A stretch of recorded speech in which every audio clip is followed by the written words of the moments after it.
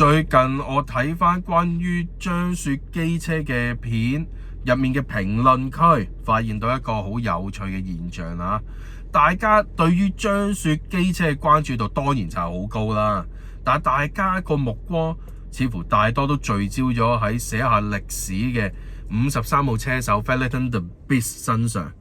而對於另外一位64號嘅車手 Federico Caricasolo 嘅評價就好兩極啦。有人就話佢廢，有人就話佢湊人數，甚至有人覺得佢拖累張雪機車。加上荷蘭站之後，張雪機車佢哋官方自己澄清咗，就話荷蘭站就未有 BOP 嘅介入嘅。咁呢句說話一出啦，就更多人質疑64號嘅車手點解可以喺冇閹割馬力嘅情況底下排到咁後呢？點解會咁樣個排名去到咁差呢？今日呢一集我就想同大家一齊睇清楚呢兩個男人佢哋背後嘅背景係啲咩嘢，而 Caricasolo 到底係咪真係咁廢呢？如果你只係睇排名，你只係喺度湊緊熱鬧啫。但如果你真係想睇得明呢一場比賽嘅，我希望今日呢一集可以幫到你。首先，全世界嘅賽車界都討論緊張雪機車佢哋嘅最強之矛 Valentin The Beast 啊！好多人以為佢只係一個喺賽車上面跑得好快嘅一個法國佬，但係你知唔知 The Beast 其實可以話係一個復仇者呢？現年34歲嘅佢喺賽車選手嚟講已經係大齡嘅選手嚟㗎啦，係一個老將。佢早喺2010年其實就已經衝到上 Moto2 㗎啦，但係因為當時佢係屬於嘅車隊資源唔夠啦，而佢自己本人嘅成績亦都唔夠突出，最後就被逼翻去地區賽事度。但係點解張雪機車佢哋會揀佢？因為佢有一個研發嘅基因因子喺度啊！張雪機車佢哋部820 RRRS 啊，係一部全新開發嘅三缸引擎電單車嚟嘅。而新車最忌嘅、最驚嘅唔係佢夠唔夠快，而係在於佢點樣可以去為呢架車完善得更加好，點樣去改進呢一部車。特別喺法國嘅聯賽其實已經統治咗好多年，而佢最出名嘅絕對唔係速度，而係佢嘅 testability。佢可以好精準咁樣話到俾工程師聽，究竟部車有啲咩問題，例如係底盤邊度有微震，又或者三缸嘅引擎喺高轉時候嘅頻率，大家就千祈啊，唔好諗住呢啲咁輕微嘅問題應該影響不大啦。喂，佢唔係我哋平時揸緊啲車，喂，可能呢度有少少問題，嗰度有少少問題，我哋都唔會去理，唔會去整。如果賽車有一啲好輕微嘅問題，其實係會直接影響到車手或者係成個車隊嘅成績都唔出奇嘅。咁 The Beast 啦，其實佢有多年喺 EWC 世界耐力賽嘅經驗啊，對於輪胎嘅消耗亦都係極之敏感嘅。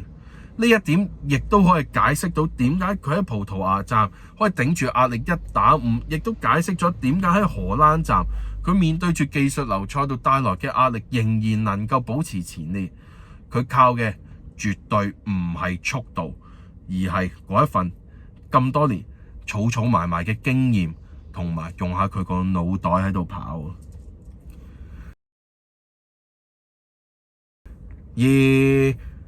成為隱形功臣嘅 Caricasolo， 其實我唔明點解大家要咁樣話佢廢啊又成啦，所以我喺呢度我一定要幫佢平反，一定要為佢證明。因為如果你覺得入到 Evenpro Racing 嘅賽車手喺一支世界冠軍級嘅車隊嚟講係廢嘅，咁我諗你對職業賽車可能有啲誤解啦。Caricasolo 以前咧就會用21號嘅戰衣嘅，而今年咧就改咗號碼用64號戰衣。佢喺2019年其實已經係喺 World SSP 呢個組別贏過年度嘅亞軍啊！唔係分站嘅亞軍，而係年度啊！一整年入面佢積分係排到去第2嘅。咁點解喺冇 BOP 嘅介入底下，喺喺荷蘭站佢依然都仲係排到咁後咧？呢度我自己個人有3個推論。第一個係 A/B test 嘅策略，因為張雪機車佢哋作為一個新嘅品牌咧，每一場嘅比賽其實都係測試嚟嘅。通常車隊會將2部車設定成2個唔同嘅 setting。The Beast 用嘅係成熟穩定版去搏成績，而 Caricasolo 往往就係要測試一啲風險較高嘅 setting， 而佢嘅任務好明顯就係試錯。佢排得後，可能係因為佢已經幫助緊車隊去排除一個錯誤嘅研發方向啦。而第二個可能就係官方話冇 BIP， 但係亦都有隱形嘅差距。而呢個隱形嘅差距係喺邊呢？咁既然都話冇 BOP 啦，咁其實係咪反映出一個更加殘酷嘅現實呢？張雪機車佢哋部新車喺底盤嘅幾何啦，同埋電控嘅調校上面，同歐日嘅大廠一定都存在住真實嘅差距。而 Caricasolo 喺中游嘅位置可以好穩定咁採集數據，其實亦都係幫緊張雪機車佢哋呢個團隊揾緊，除咗馬力之外，我哋仲輸喺邊度呢？咁如果冇 Caricasolo 呢一個穩定嘅輸出嘅數據對照組咧，我相信工程師根本就無從入手點樣去改進呢一部820 RRRS。而第三樣，我相信亦都係戰略性嘅保險制啊。The Beast 咧就一路衝得好前啦，風險就一定好大噶啦。咁 Caricasolo 喺中游咧就可以穩打穩紮，確保張雪機車佢哋每一站都有遠程嘅分析數據送翻去工廠。冇咗呢個移動嘅實驗室，張雪嘅研發速度咧，我相信亦都會減慢一半啊，至少。所以佢嘅到來唔係為咗贏獎杯，而係為咗幫助部820 RRRS 繼續去成長嘅。咁大家可能都仲會話啦，喂，張雪機車贏到冠軍嚟講，其實都係好彩啫。但係我會喺呢度想同大家講嘅就係，張雪其實係一個極度精明嘅戰略家，因為佢冇盲摸摸咁樣去自己組隊，